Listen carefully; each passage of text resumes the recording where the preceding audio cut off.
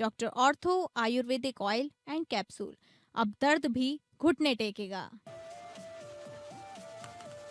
झारखंड सरकार का बजट पेश। वित्त मंत्री राधाकृष्ण किशोर ने पेश किया 1,58,560 करोड़ रुपए का बजट। जारी रहेगी मुख्यमंत्री माइया सम्मान योजना। झारखंड में खोले जाएंगे 100 PM school of excellence. Cancer के इलाज के लिए बजट में 200 करोड़ का अलग से प्रावधान। छत्तीसगढ़ सरकार का बजट पेश। वित्त मंत्री ओपी चौधरी ने पेश किया 1,72,000 करोड़ का बजट। छत्तीसगढ़ में 23 नए उद्योग खुलेंगे। सिरपुर में रिवर फ्रंट मेडिटेशन सेंटर बनेगा। कर्मचारियों का कैशलेस इलाज होगा। कांग्रेस ने कहा बजट में किसानों, युवाओं और आम लोगों के लिए कुछ भी नहीं। छत्तीसगढ़ में प्रतापपुर विधायक शकुंतला सिंह पोर्ते के जाति प्रमाण पत्र पर विवाद। पूर्व अनुसूचित जनजाति आयोग ने प्रमाण पत्र पर उठाए सवाल। जाति प्रमाण पत्र सत्यापन समिति ने दस्तावेज प्रस्तुत करने का दिया निर्देश। 17 मार्च की अगली सुनवाई में सभी दस्तावेज प्रस्तुत करने के निर्देश। रांची से दिल्ली जा रही एयर एम्बुलेंस चतरा में क्रैश। विमान में सवार मरीज, डॉक्टर, पायलट समेत सभी 7 लोगों की मौत। हादसे की जांच जारी।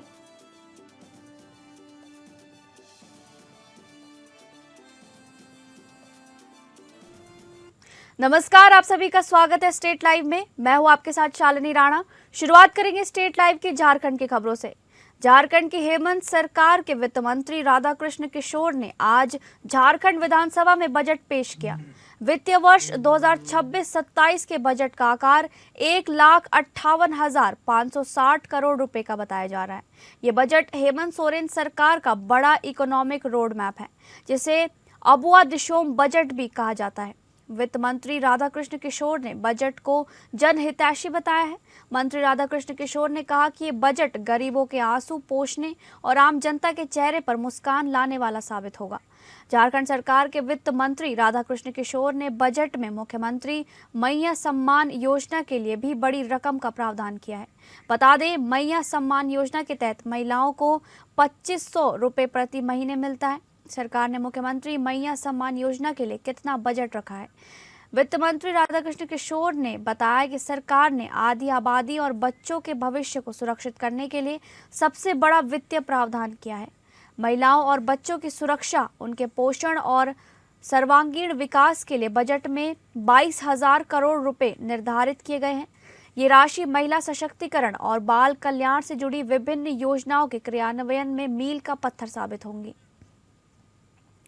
झारखंड सरकार ने बजट में कैंसर जैसी गंभीर बीमारी से जूझ रहे मरीजों के लिए 200 करोड़ रुपए की अलग से व्यवस्था की है। वित्त मंत्री राधाकृष्ण किशोर ने प्रारंभिक और माध्यमिक शिक्षा के लिए 16,251 करोड़ रुपए के बजट की घोषणा की है। बजट भाषण के दौरान एक महत्वपूर्ण ऐलान करते हुए उन्होंने कहा कि राज्य भर में 100 पीएम स्कूल ऑफ एक्सीलेंस खोले जाएंगे। राधाकृष्ण किशोर ने बजट में ऐलान किया कि झारखंड में कुल 5 बालिका आवासीय विद्यालय बनेंगे। बजट का मकसद राज्य के ओवरऑल डेवलपमेंट, सोशल वेलफेयर और इकोनॉमिक ट्रांसफॉर्मेशन को तेज करना है। राज्य सरकार ने खर्च की इफेक्टिवनेस और ट्रांसपेरेंसी बढ़ाने के लिए हाउस में एक आउटकम बजट, जेंडर बजट और चाइल्ड बजट भी पेश किया है।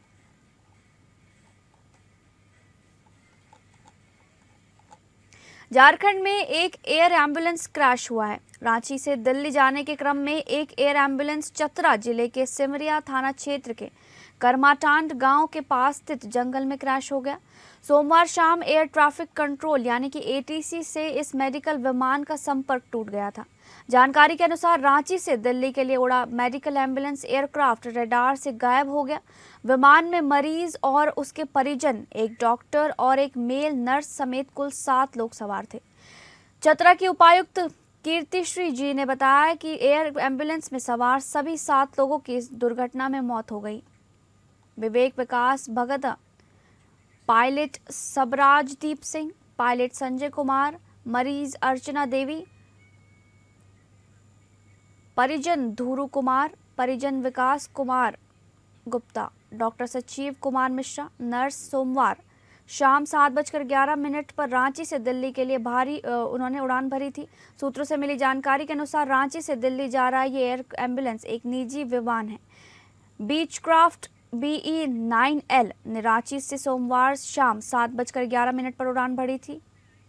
उड़ान के दौरान 7:34 पर अटाली के पास विमान से संपर्क टूट गया। क्रैश की घटना सामने आने के बाद रात 8:05 पर रेस्क्यू कोऑर्डिनेशन सेंटर यानी कि RCC को सक्रिय कर दिया गया था। एयर एम्बुलेंस के क्रैश होने की सूचना स्थानीय नागरिकों से सूचना मिलने के बाद चतरा जिला की पुलिस घटनास्थल पर पहुंचकर राहत व बचाव के काम में लग गई। देर रात ही मरने वालों की सूचना कंफर्म की गई थी। एयर एम्बुलेंस में जिस मरीज को लेकर रांची से दिल्ली जा रहे थे, उनकी पहचान लातेहार के चंदवा निवासी संजय कुमार के रूप में हुई है। संजय रांची के देवकमल हॉस्पिटल में भर्ती थे। उनके साथ अर्चना देवी, धुरू कुमार नामक 2 परिजन थे। इसके अलावा पायलट की पहचान कैप्टन विवेक विकास भगत और कैप्टन स्वराजदीप सिंह के रूप में हुई है।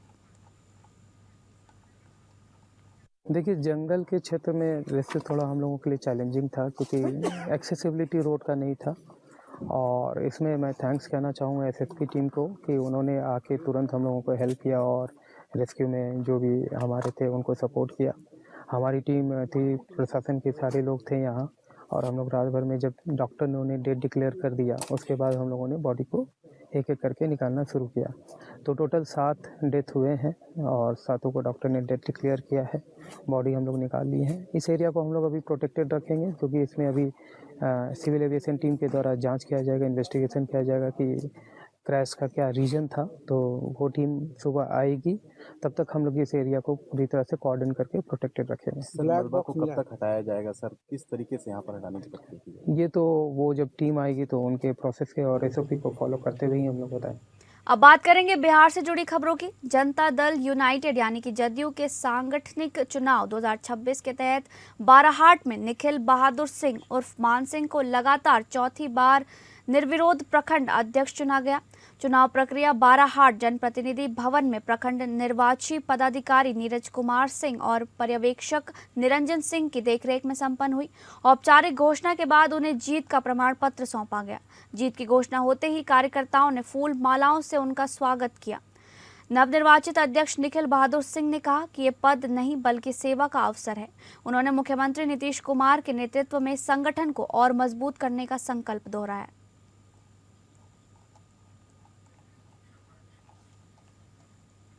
अब बात करेंगे छत्तीसगढ़ से जुड़ी खबरों की। आज छत्तीसगढ़ सरकार ने अपना बजट पेश किया।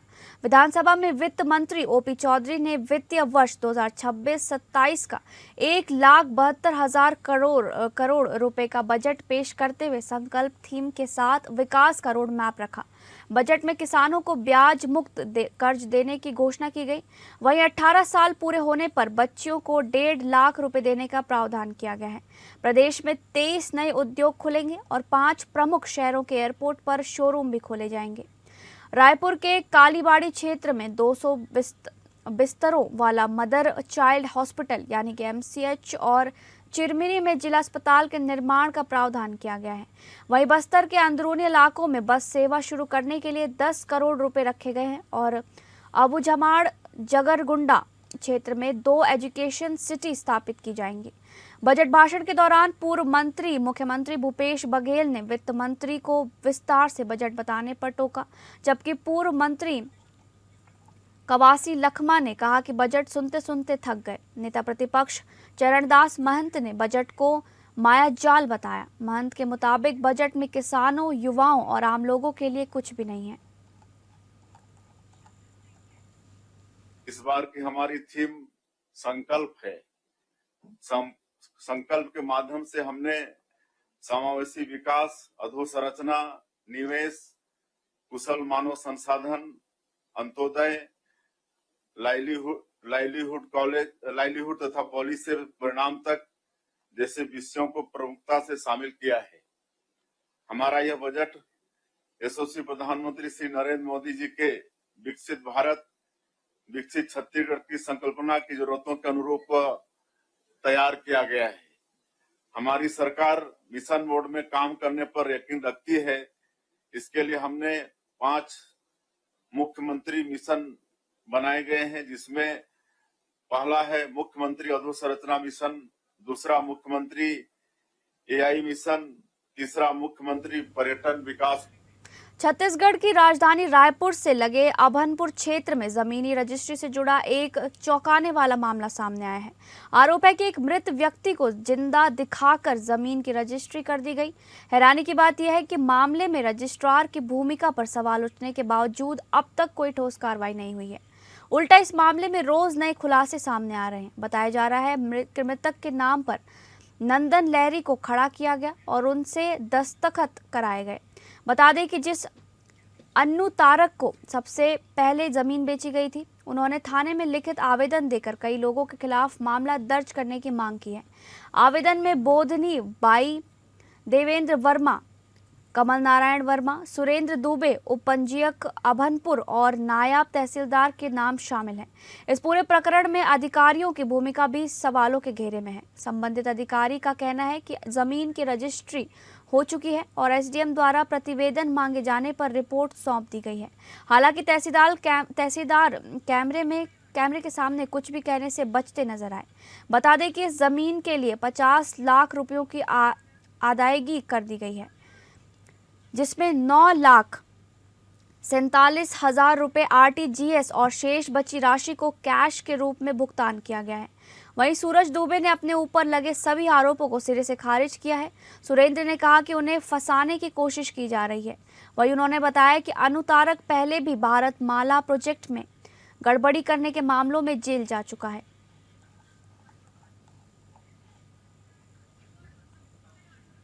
प्रतापपुर विधायक शकुंतला सिंह पोर्ते के जाति प्रमाण पत्र को लेकर बलरामपुर में प्रेस वार्ता आयोजित की गई।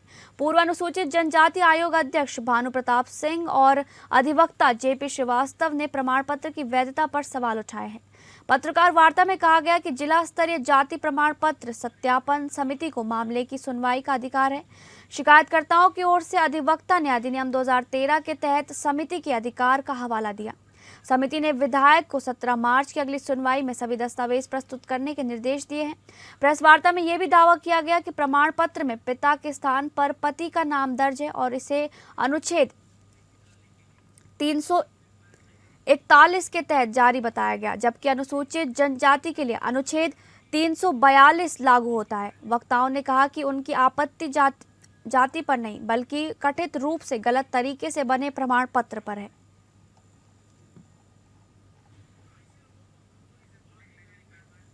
नवी मुंबई महानगर पालिका की पहली ही महासभा में परिवहन समिति को लेकर जोरदार हंगामा देखने को मिला। 12 सदस्यीय परिवहन समिति की सीटों को लेकर सत्ताधारी भाजपा और शिंदे गुट आमने सामने आ गए। मुख्य विवाद इस बात पर हुआ कि समिति के गठन के लिए हाथ उठाकर बहुमत के आधार पर मतदान कराया जाए या फिर कानून के अनुसार सभी दलों को उनके संख्या बल के अनुपात में प्रतिनिधित्व दिया जाए। इसी मूलभूत मुद्दे पर सदन में तीखी बहस हुई। सभागृह नेता द्वारा प्रस्तावित समिति में केवल भाजपा सदस्यों को शामिल किए जाने पर विपक्ष ने कड़ा विरोध जताया। विपक्षी दलों का कहना है कि लोकतांत्रिक प्रक्रिया के खिलाफ है और सभी पार्टियों को उनके संख्या बल के अनुसार प्रतिनिधित्व मिलना चाहिए। महासभा के दौरान दोनों पक्षों के बीच नोकझोंक और शोर शराबा भी हुआ, जिससे कार्यवाही कुछ समय के लिए बाधित रही। विरोध क्यों नहीं करेगी? जो विरोध 29 नगर पालिका में जो कायदा कानून चलता है वही कायदा कानून हर इधर भी चलना चाहिए, मगर इधर इनको खुद की प्रॉपर्टी समझ के ये लोगों ने दूसरा बोलेगा तो 31 के हिसाब से जो कायदा चालू था वो कायदा छोड़ के उन्हें 25(2) के हिसाब से उन्होंने यहाँ पे कायदा लगा के अपने हिसाब से अपने लोग उन्होंने उनके डिक्लेयर करवा के ले लिया। ये कायदे के खिलाफ है और ये सब इसीलिए हम लोग ने उसका विरोध किया। डोंबिवली के एरे गांव इलाके में समर्थ कॉम्प्लेक्स के इमारतों का मामला फिर से उठा है और इससे करीब 65 परिवारों के बेघर होने का डर है। कल्याण डोंबिवली म्युनिसिपल कॉरपोरेशन यानी कि केडीएमसी ने इन इमारतों को गिराने के लिए एक और नोटिस जारी किया है। बताया गया है कि ये कार्रवाई कोर्ट के आदेश के अनुसार की जाएगी। चुनाव से पहले सत्ताधारी नेताओं ने भरोसा दिलाया था कि वे आपको बेघर नहीं होने देंगे। हालांकि चुनाव खत्म होते ही कार्रवाई का सिलसिला फिर से शुरू होने से रहवासियों में कड़ी नाराजगी है। क्या यह भरोसा सिर्फ चुनाव के लिए था ये सवाल नागरिकों ने उठाया है। इस कार्रवाई से करीब 6,500 रहवासी मानसिक तनाव में हैं और हम कहाँ जाएं इस सवाल पर रुके हुए हैं। उन्होंने सवाल उठाया है। लोगों का कहना है कि उन्होंने घर खरीदने में अपनी पूरी जिंदगी की पूंजी लगा दी। घर खरीदते समय ये जानकारी नहीं दी गई कि बिल्डिंग बिना इजाजत के है। अब अचानक नोटिस मिलने के बाद परिवार बड़ी मुश्किल में पड़ गए हैं। इस बीच इस मुद्दे पर राजनीतिक माहौल गर्मा गया है। बीजेपी नगर सेवक दीपेश महात्रे ने प्रशासन पर पक्षपातपूर्ण कार्रवाई का आरोप लगाया और दावा किया कि सिर्फ समर्थ कॉम्प्लेक्स को ही निशाना बनाया गया है। उन्होंने सवाल उठाया कि जब मल्हार हाइट्स का मामला कोर्ट में पेंडिंग था तो समर्थ के खिलाफ कार्रवाई क्यों की गई। इसके बाद शिवसेना भी आक्रामक हो गई है। शिवसेना एमएलए राजेश मोरे ने लोगों के साथ कमिश्नर अभिनव गोयल से मुलाकात की और एक बयान दिया। Deputy chief minister Eknath Shinde ने कमिश्नर से फोन पर बात की और कहा कि इन बिल्डिंग्स को क्लस्टर स्कीम में शामिल करने की कोशिशें चल रही हैं। विधायकों ने मांग की है कि लोगों को झटका न लगे, दोषी बिल्डर्स और अधिकारियों के खिलाफ कार्रवाई की जाए और ये भी चेतावनी दी है कि वे इस मुद्दे को सेशन में उठाएंगे। लोगों की तरफ से जाहिर की गई इमोशनल प्रतिक्रियाओं से स्थिति और भी गंभीर हो गई है। ये केस पिछले 3 साल से पेंडिंग है। कुछ लोगों ने दुख जताया कि हम इतने स्ट्रेस में हैं कि खाना भी नहीं जुटा पा रहे हैं। नोटिस की टाइमिंग पर भी सवाल या निशाने लग रहे हैं। बच्चों के एग्जाम विधानसभा सत्र से ठीक पहले यह एक्शन क्यों लिया जा रहा है। चीटिंग करने वाले बिल्डर के खिलाफ क्या एक्शन लिया जाएगा। उन्हें क्लस्टर स्कीम में शामिल करने का फैसला कब होगा। क्या रिहैबिलिटेशन को लेकर किए गए वादे पूरे होंगे। करीब 6,500 परिवारों का भविष्य क्या है। कई सवाल उठ रहे हैं। फिलहाल बीजेपी और शिवसेना दोनों पार्टियों के अग्रेसिव होने से एडमिनिस्ट्रेशन पर काफी प्रेशर है। सबका ध्यान इस बात पर है कि सरकार और म्युनिसिपैलिटी का अगला रोल क्या होगा।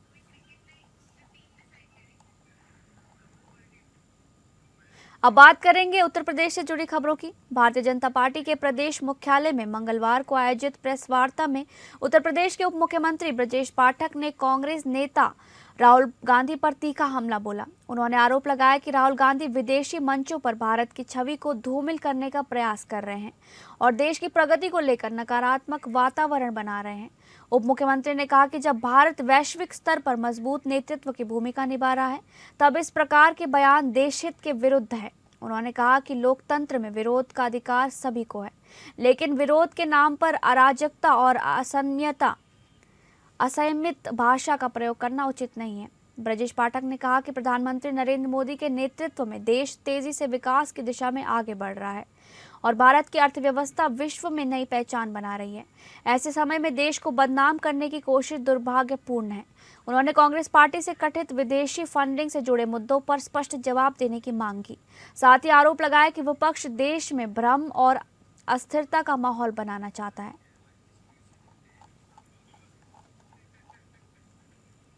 राहुल गांधी जी की गंदी राजनीति का परिचायक है। गालियां देकर सुर्खियों में बने रहना चाहते हैं राहुल गांधी जी।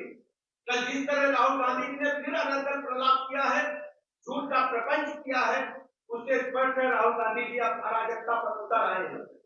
देश को हर दिन बदनाम करना, मोदी जी को गाली देना राहुल गांधी जी का फैशन और पैशन दोनों बन चुका है।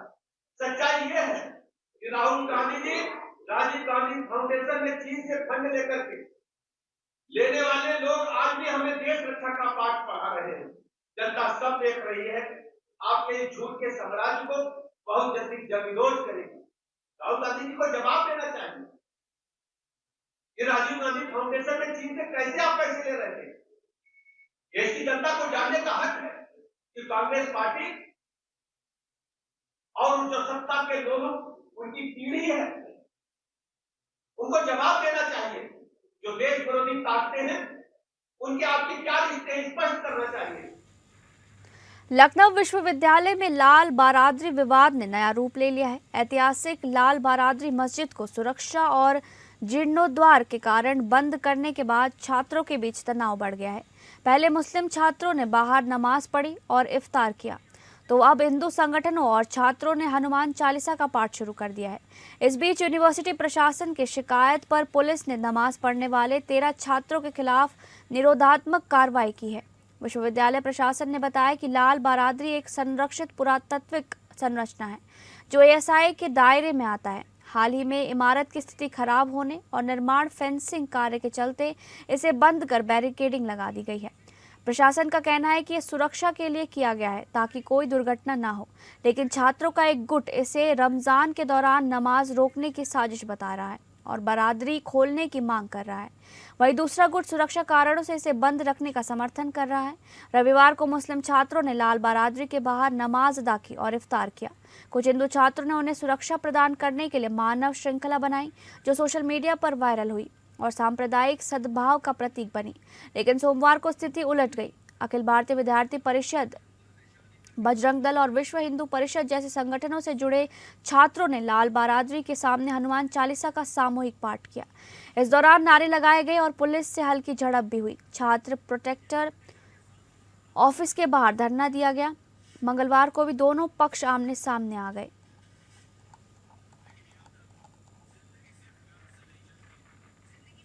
आशियाना हत्याकांड में पुलिस को बड़ी कामयाबी मिली है।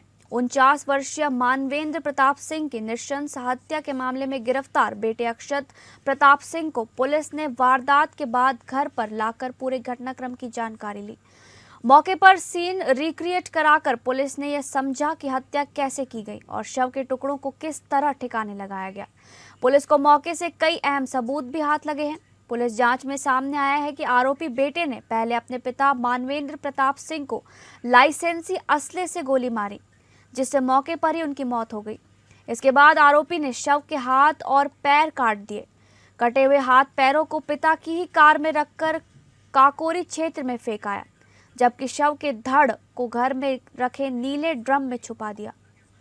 पुलिस ने उस नीले ड्रम से शव का धड़ बरामद किया गया।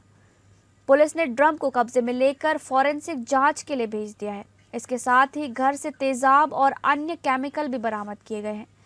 हत्या में इस्तेमाल किया गया लाइसेंसी असला और शव के टुकड़े करने में प्रयोग किए गए धारदार हथियार को भी पुलिस ने जब्त किया है। फिलहाल आरोपी से गहन पूछताछ जारी है और पुलिस ये जानने की कोशिश कर रही है कि हत्या के पीछे की असली वजह क्या थी और इस वारदात में किसी और की भूमिका तो नहीं है।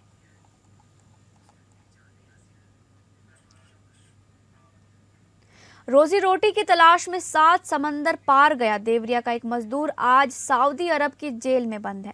परिवार का दावा है कि विदेशी कानूनों की पूरी जानकारी न होने के कारण वो कानूनी उलझनों में फंस गया। करीब 1 साल से सलाखों के पीछे बंद इस मजदूर की घर वापसी के लिए परिजन, स्थानीय प्रशासन और जनप्रतिनिधियों से लेकर प्रदेश के मुख्यमंत्री तक गुहार लगा चुके हैं। देवरिया मुख्यालय से लगभग 15 किलोमीटर दूर बरियारपुर थाना क्षेत्र का छोटा सा गांव है माधोपुर। हमारी टीम जब यहां पहुंची तो एक साधारण सा जर्जर टूटा फूटा मकान बयां कर रहा उस मजबूरी की कहानी। कच्ची छत और मिट्टी का चूल्हा, टूटी दीवारें और खामोश आंगन जो बिना कुछ कहे सब कुछ बयां कर रहा था। यहीं का रहने वाला बैरिस्टर केवट अपने परिवार की आर्थिक तंगी को दूर करने और बच्चों के भविष्य को सुनहरा बनाने का सपना लिए सऊदी अरब में मजदूरी करने गया था, लेकिन किस्मत ने ऐसा मोड़ लिया कि वह वहां एक कानूनी मामले में फंस गया और पिछले करीब 1 साल से जेल में बंद है। परिवार का कहना है कि विदेशी नियम कानून की जानकारी न होने के कारण ये स्थिति पैदा हुई। अब मामले से जुड़े जुर्माने के तौर पर लाखों रुपए की मांग की जा रही है, जो इस गरीब परिवार के लिए असंभव है। बैरिस्टर की 2 बेटियां और एक बेटा है। पिता की गैर मौजूदगी में बच्चों की पढ़ाई बंद हो चुकी है। परिवार को खाने के लाले पड़े हुए हैं। घर की महिलाएं दिहाड़ी मजदूरी कर किसी तरह परिवार का गुजारा चला रही हैं। परिवार की आंखों में चिंता है और उम्मीद की किरण भी है कि शायद सरकार उनकी आवाज़ सुने। परिजन मांग कर रहे हैं कि सरकार कूटनीतिक स्तर पर हस्तक्षेप करे, भारतीय दूतावास के जरिए कानूनी सहायता दिलाए और उसे सुरक्षित भारत वापस लाया जाए।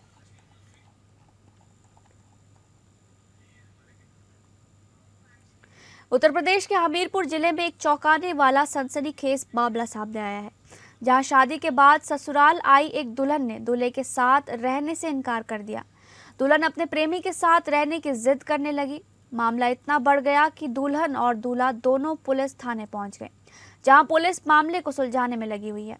दरअसल राठ कोतवाली क्षेत्र के बुधौलियाना मोहल्ले निवासी धर्म की शादी बिलरख गांव की रहने वाली मिथिलेश के साथ हुई थी। शादी समारोह की सारी रस्मों के साथ दुल्हन मिथिलेश विदा होकर ससुराल आ गई, लेकिन पहले दिन ही दुल्हन ने दूल्हे के साथ रहने से मना कर दिया। इसके बाद दोनों पक्ष थाने पहुंचे। कई घंटों तक पंचायत हुई, जिसके बाद पुलिस ने आपसी सुलहनामा करवाकर दोनों को वापस अपने अपने घर भेज दिया।